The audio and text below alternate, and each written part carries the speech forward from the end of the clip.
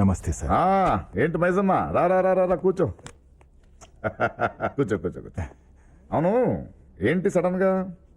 ఏం లేదు సార్, మీ పాప ఎదిగింది కదా, సర్ప్రైజ్ గిఫ్ట్ ఇద్దామని. రేయ్ తరుణ్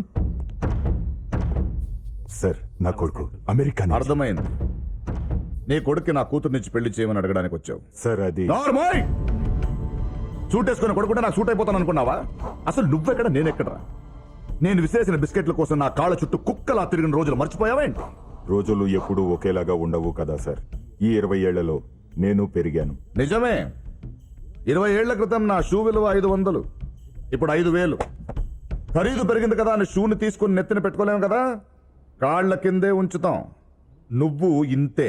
నా కూతురు మహారాణి, దాని వైపు చూడాలంటే నువ్వు నీ కొడుకు 100 జన్మలెత్తాలి. క్షమించండి సార్.